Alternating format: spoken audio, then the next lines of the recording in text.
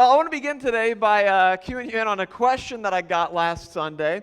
Last Sunday, somebody asked me, they said, "Hey, Dan, do you ever get nervous before you get up here and do this every Sunday?" And the answer is absolutely. Believe it or not, every single time I take to the platform, I get nervous. And so this past week, I did a conservative estimate of how many times I've engaged in some sort of public speaking in my life. And I try to be like super conservative. In a very conservative estimate, it puts it somewhere in the neighborhood of over 2,000 times. And I've been nervous before every single one of those times. But strangely, one of the times that I was most nervous was when I was asked to do a simple favor for my youth pastor. And my youth pastor, he got invited to come and speak at my high school, and he was going to give a speech on character and leadership. And he asked me if I would help him during the speech. Now, the whole student body was going to gather in the gym, and he was going to give this speech. And he was always, wipeout. He's good. All right. Hey, no man left behind. Way to recover, Wyatt. But anyway, so my youth pastor was preparing to give this speech at my high school, and he wanted to know if I would be able to help him during this speech. And he always used props and things like that. So beforehand, I am able to get out of school, meet him at the church, and he gets a mirror, just like this, and then he hands me a baseball. He gets a mirror and he hands me this baseball, and he says, "Hey, at some point during my message, I'm going to give you a cue." And like this guy was all over the place, so just getting the cue from him at the right time was going to be nerve-wracking. But at that point, he said, "When I give you the cue, I want you to stand up, and I want you to throw the baseball at the mirror and break the mirror in front of the entire student body." I thought, okay. I looked at it, I'm like, he only gave me one baseball. See the problem here? Right? Now, at this point in my life, I had probably thrown a baseball at least 1,000,000 times. I had thrown a baseball a lot, but he didn't give me more than one baseball. And it's not like I'm going to go stand outside and warm up for a while. And this was a pressure-packed moment. And not only did I have to make sure that I actually hit the mirror, but I had to, what would have been worse than missing would be throwing it so softly that it just bounced off the mirror and didn't break the glass. And so I knew, man, I have got to wing this thing in there. I mean, I've got to step up and fire it like Randy Johnson pitching a fastball. I have got to break this mirror and break this glass. And so I knew I've got to throw it hard. And so the moment came. My palms were sweating. I'm on the front row of the bleachers. He's out in the middle of the center of the court. And so he gives me the cue. I stand up. I throw this thing. And as soon as I get like here, I realize, oh no, this throw is going to be far too low. But thankfully, the gym floor is flat, and I got the perfect bounce. It bounced off the floor up, and it hit the mirror, and it broke the glass, and I made it, right? I would have been so embarrassed for that to happen. And so I make this throw. As soon as I let go, right, it bounces up, it hits the glass. Now, fortunately for me, it got that good bounce. But I have never been more nervous in my life. Now, I imagine that some of you are hoping right now that, I'm going to reenact this right now. I can see some of the look in your face. That's too much pressure. So I'm not going to do that this morning. I'm not going to do that, but I do want to ask you a question, though. Have you ever considered how much of your life is controlled by this thing right here? Think about that. How much of your life is controlled by this thing right here, a mirror, right? And as we continue this dumpster fire series, we're going to explore today a philosophy that we call humanism. And humanism is the belief that humans are ultimate. You know, one of the best books written, I think, in the past 20 years, and one of the most important books in the last 20 years, is called The Rise and Triumph of the Modern Self, written by a guy named Carl Trueman. And he makes the case that we have all become utterly self-obsessed. And he traces how and why that's happened and who's influenced us in that direction. He talks about people like Jean-Jacques Rousseau. He talks about Nietzsche and Darwin and Marx and Freud, people who we've talked about in this series. But then he turns his attention in this book to Christians. And why? Well, because he is one. And he gives us these really challenging words that I want to open things up with today. He says this: it is truly very hard for any competent historian to be nostalgic. What past times are better than the present? I mean, let's think about this. This is challenging, and I know some of you aren't going to like this today. What past times were better than the present? An era before antibiotics, when childbirth or even minor cuts might lead to sepsemia and death? The great days of the 19th century, when the church was culturally powerful and marriage was between one man and one woman for life, but little children worked in factories and swept chimneys? Perhaps the Great Depression, the Second World War, the era of Vietnam. Every age has had its darkness and its dangers. Then he says this, and it's the most important part, and this is the part that we as a church, we have to be prepared to embrace for the years to come. And he says this: the task of the Christian is not to whine about the moment in which he or she lives, but to understand its problems and to respond appropriately to them. That's the essence of this series. We're trying to help each other understand our cultural and philosophical moment, our cultural and philosophical landscape, so that we can respond the way that Jesus would respond. Which means, as tempting as it is for me, and many like me, to whine about the foolishness of our culture, we're called to more than that. And in order to do this, I think today what we need to do is we need to rewind the clock and talk about somebody who lived about 600 years before Jesus was born. His name was Nebuchadnezzar. Now, before you go and add that list of potential baby names, right? Before you add that to the list of potential baby names, let me give you a little bit of context around Nebuchadnezzar. Nebuchadnezzar was the king of Babylon, which is in modern-day Iraq, and he was absolutely brutal. He was a tyrant. He was known for his military might and his massive kingdom-building campaigns. And early on in his reign, he invades Jerusalem. Now, mind you, for timeline's sake, this is 600 years before Jesus was born. Early in his reign, he invades Jerusalem. He invades the land of Israel, this land that is in our headlines right now. And he takes a bunch of Jewish people off the land that was theirs. He destroys Jerusalem, destroys the temple, and then sets his sights on establishing the most glorious kingdom the world had ever seen. You know, from 1899 to 1917, there was an extensive archaeological dig in the area that revealed just how impressive his kingdom of Babylon was during his rule. And during this time, he built all kinds of famous marvels like the Hanging Gardens of Babylon, one of the 7 wonders of the ancient world. So what we've learned through archaeology, as is often the case, serves to reinforce what the Bible was already telling us, and it also helps to understand why exactly Nebuchadnezzar had such a high opinion of himself. So today we pick up in a story in Daniel chapter 4. And one day, Nebuchadnezzar is walking around the rooftop of his palace. And this is what unfolds. As he looked out across the city, he said, "Look at this great city of Babylon. By my own mighty power, I have built this beautiful city as my royal residence to display my majestic splendor." Like, do you notice the language there? He's a really humble guy, huh? I mean, he's totally self-obsessed. And the question becomes, how did a dude like that get that way?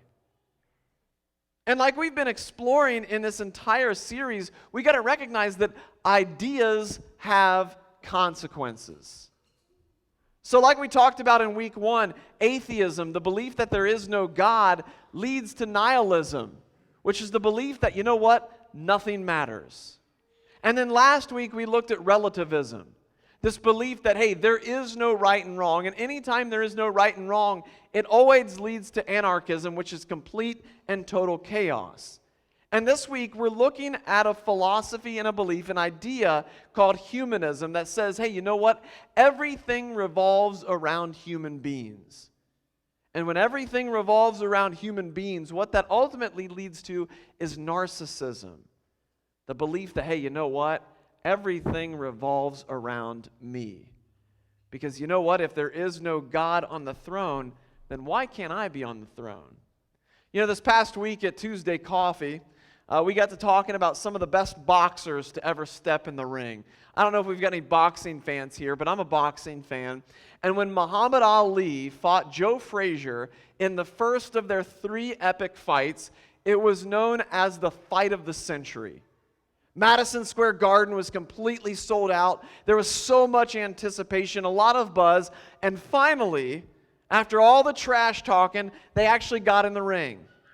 The bell rings, and Muhammad Ali, he wasn't done trash talking. And so true to form, as soon as the bell rings, he taunts Joe Frazier by saying, hey, Joe, don't you know I'm God? And Joe Frazier responded, well, God, you're going to get whooped tonight. And Frazier backed that up. That is the perfect response. You see, most people wouldn't say those words out loud, but the epidemic of this mindset shows no signs of slowing down. You know, narcissism is defined as an excessive self-love or vanity. It's the belief that I matter more than you. And if you ever doubt that a lot of people hold this opinion, I want to challenge you. If you don't believe that a lot of people are actually narcissists, just get in a car and drive for 5 minutes, and you'll see everywhere you go in one short commute that people are narcissists. You know, I was on 666s the other day, double yellow line approaching a hill, and someone thought I was driving too slow. And so they swung around me at a reckless rate of speed. And then as I got back closer to Dresden, there's a school bus that's dropping off what looks like to be a kindergarten-age kid. The school bus had all of its bright red lights flashing. The stop sign was out. And a car from behind the school bus flies around the school bus. Another few minutes go by. And I'm back in Dresden at, and you've all heard about this, it's been big news, the new 4-way stop at High Street and 9th. Right? And I pulled up and I looked to the guy who lives in the corner who just is absolutely hating it. I've been praying for him. And you know what? I pulled up there and I learned the lesson from the Dresden, Ohio Facebook group to just stop and wait a little while. And so I pull up, I stop and wait a little while, and sure enough, as I was sitting there, this car came flying through the stop sign, no regard for anything else going on, much less that school had just let out and kids are walking all over Dresden. Folks, we swim in a sea of self all day, every day, and so it's no wonder that we just don't even notice how most of us are drowning. Everyone seems to be on a journey of self-discovery. Everyone is working on themselves. You know, the category of self-help somehow continues to outgrow the bookshelves. From self-improvement to self-actualization seminars and retreats, our obsession with ourselves is in full bloom. I mean, folks, have you ever had a conversation with somebody and all they ever talk about is themselves? That's what I'm talking about. And Carl Trueman says this. He says, our highest cultural value has become expressive individualism, where personal authenticity is found through public performance of inward desires. In other words, what we feel about ourselves is the most important thing for the world to see and celebrate. And does that not perfectly describe much of what we see going on right now? It doesn't matter if what I think or what I feel conforms to reality, because what I think and what I feel is the most important. And not only that, but everybody in my orbit is compelled and required to affirm what I think and what I feel, which sounds, folks, it sounds suspiciously like the worldview and behavior of every toddler who's ever walked the face of the planet, doesn't it? But that's the moment we're living in. Language must bend to our demands and delusions. Schools and institutions, churches included, must cater to our every changing and often fluid feelings. Laws and policies must be made to shelter us from the reality that we need daily protection from. And it doesn't matter if by protecting me, other people get hurt, because after all, everything revolves around me. Doesn't matter what competitions or sports are compromised, whose policy and privacy is violated, or whose feelings are hurt, because my feelings matter more than your feelings. This is why humanism creates a constant cultural collision at every turn. Because every individual thinks that they are at the center of the universe. And what I'm here to tell you today is that this is not a new phenomenon. I mean, folks, just imagine for a second. Let's be real for a moment. Imagine if Nebuchadnezzar had TikTok. Like, how off-putting would that have been?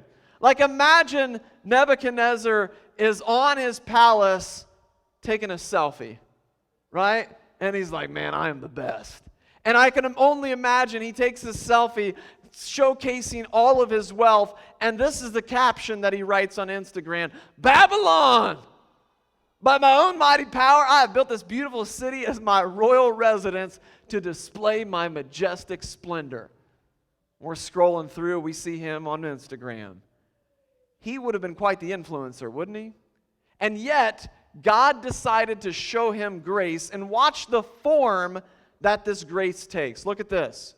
While these words were still in his mouth, a voice called down from heaven, O King Nebuchadnezzar, this message is for you. You're no longer the ruler of this kingdom. You'll be driven from human society. You will live in the fields with the wild animals, and you will eat grass like a cow. 7 periods of time will pass while you live this way, until you learn that the Most High rules over the kingdoms of the world and gives them to anyone he chooses. That same hour, folks, the judgment was fulfilled. And Nebuchadnezzar was driven from human society. He ate grass like a cow, and he was drenched with the dew of heaven. He lived this way until his hair was as long as eagle's feathers, and his nails were like bird's claws. Now, some of you might be thinking, okay, hold on, I thought you said God showed him grace. He did. Which would have been more graceful for Nebuchadnezzar? To learn his lessons sooner or later? Would it have been more kind to allow him to live in this narcissistic delusion for the rest of his life, or give him the chance to change? You see, God's grace sometimes comes in furious forms, doesn't it? And God has a furious desire to see you live the way that he created you to live, and to be the person that he created you to be, which will not happen if you and I are obsessed with ourselves. He loves you so much that he's willing to correct you and discipline you like any good parent would do. So here's the redemptive part of the story, and I want you to notice that this next section is written in the first person. And most historians believe that this was actually written in shorthand by Nebuchadnezzar and then distributed throughout the kingdom of Babylon. Look at this. After this time had passed, I, Nebuchadnezzar, looked up to heaven. My sanity returned, and I praised and worshiped the Most High and honored the one who lives forever.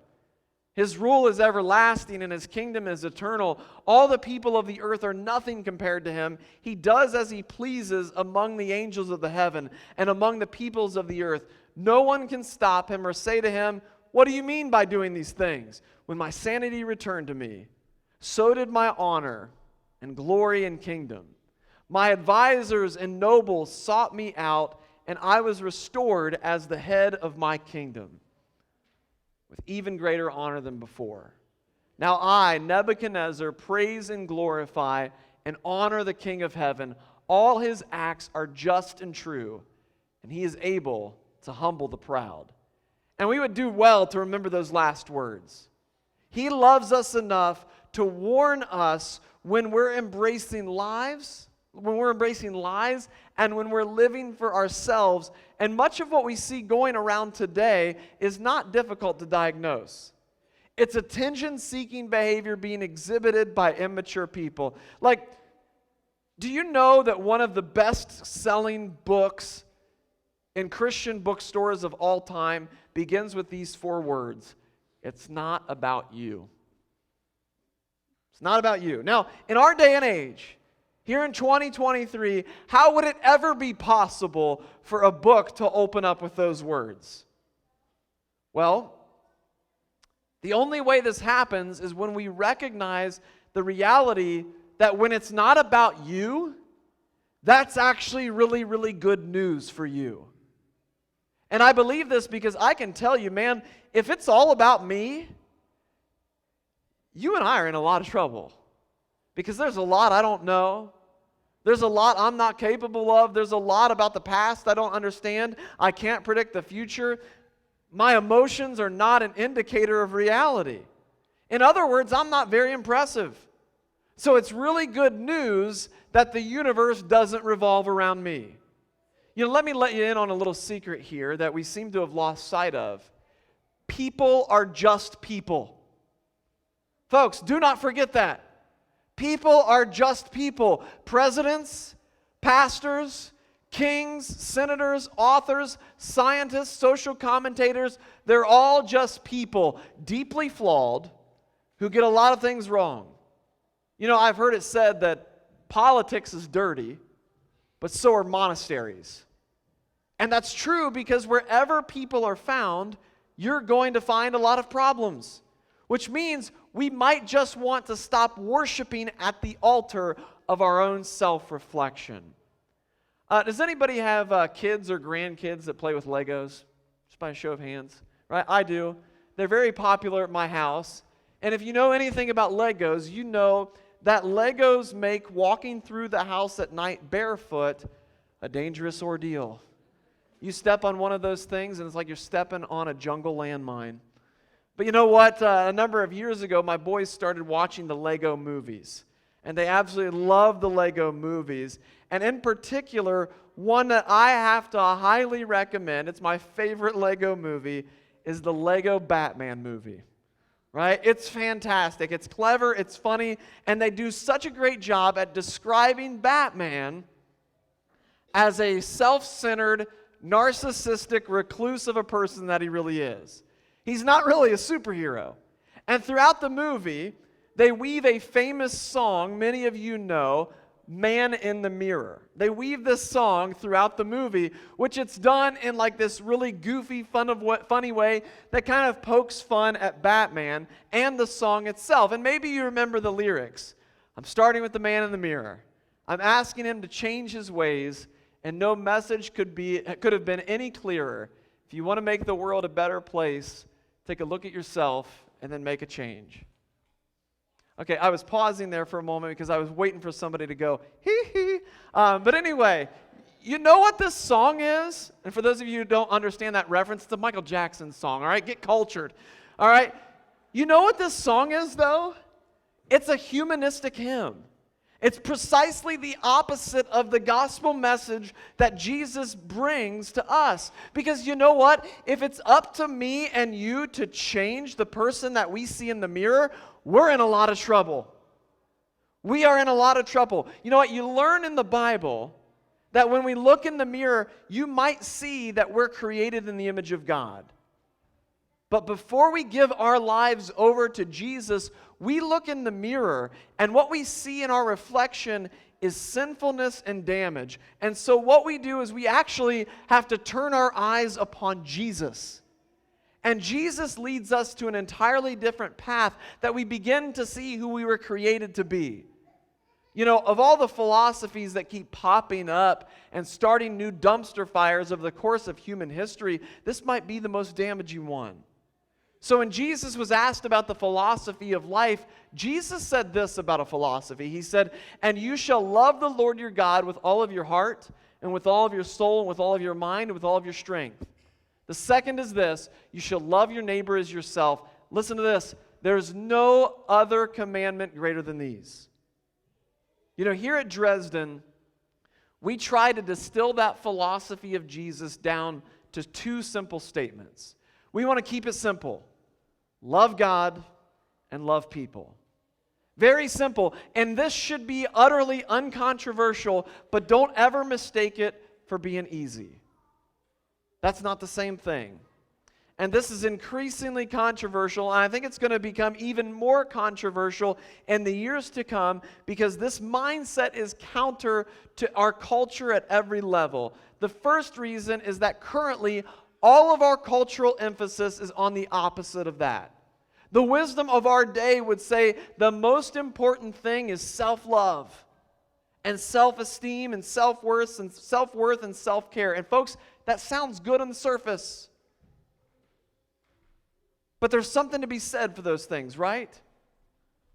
Of course, we recognize self-hatred's a problem, but here's the deal. And if you hear anything today, hear this. I know the smells of turkey and ham are like continuing to increase. I think that's Marge's way of saying, hey, wrap it up, preacher. I need those people's help, and I need them to eat. But you have to recognize this. You don't cure a lack of self-worth with self-worship. You are not going to cure your self-esteem issues by looking in the mirror and giving yourself daily affirmations. You're not going to cure yourself by looking in the mirror and saying, I am beautiful, I am good, I am worthy, I am a beautiful, unique little snowflake. Maybe we need to pay attention to the Greek myth that the word narcissism was derived from. If you remember Narcissus, he fell in love with his own reflection, and because of that, he missed out on real love, and he missed out on real life, and he died entirely focused on himself, all by himself. So let me just say it this way. We've had an almost century worth of America being saturated with the power of positive thinking. We've been immersed in the laws of self-help. We've been given prescriptions for healthy habits and daily affirmations and how to become highly effective people. We've embraced mindfulness. Girls have been told to wash their faces, and men have been challenged to awaken the giant within. And where has it gotten us? We're sad, we're depressed, and we're infatuated with ourselves. Being exclusively focused on ourselves always leads to despair. Always being focused, however, on loving God and loving people. Do not miss this. When we focus on loving God and loving people, it always leads to joy.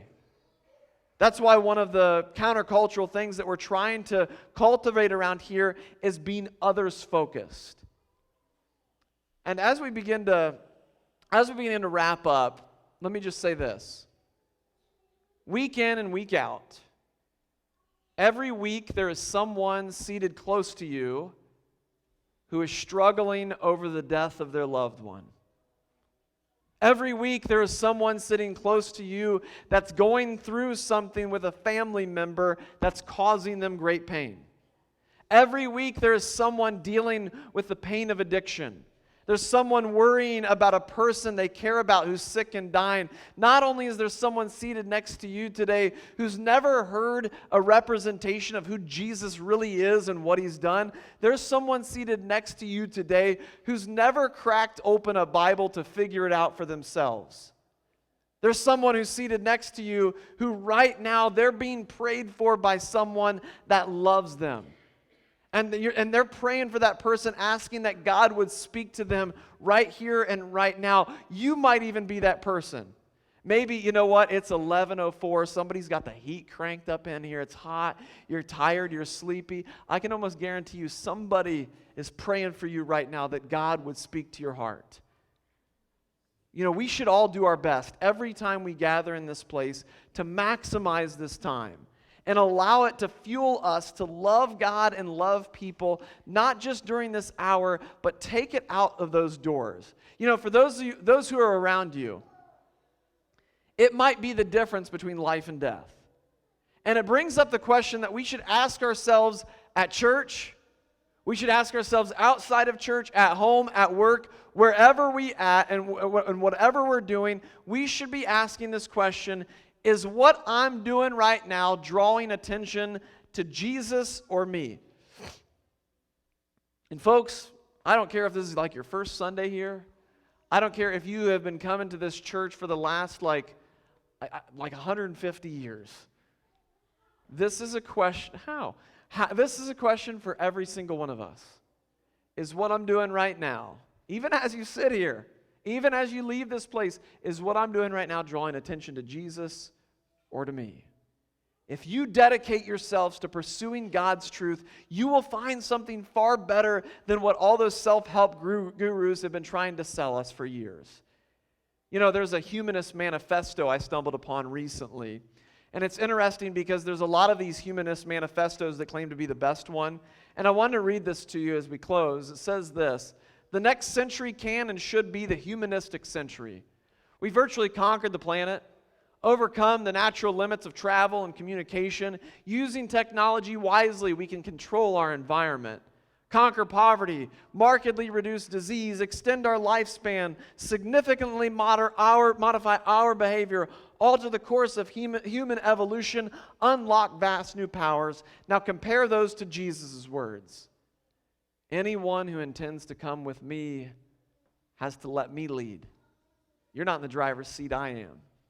Don't run from suffering, embrace it. Follow me and I'll show you how. Self-help is no help at all. Self-sacrifice is the way, my way to finding yourself, your true self. Folks, don't forget that. What kind of deal? What kind of deal is it to get everything you want but lose yourself? What could you ever trade your soul for? Remember those words of Nebuchadnezzar: Jesus is able to humble the proud. Which brings me back to the mirror. I know a lot of y'all don't like this mirror. What is this thing designed for? It's to reflect who's looking at it. And so what are we designed for? Who is it that we really are when we look into that mirror? Or more importantly, who are we supposed to be? Let me close with these words in Genesis. God says, "Let us make mankind in our image, in our likeness." So God created mankind in His own image. In the image of God, He created them. Male and female, He created them. Folks, if you're looking into the mirror, trying to find happiness and hope and significance, meaning, value, and worth in your life, you will not find it unless you look toward the one that you and I were created to reflect. You and I were created in the image of God to reflect who He is and what He's done through who we are and what we do. And all of our value, all of our worth, all of our identity comes from Him, and He loves you.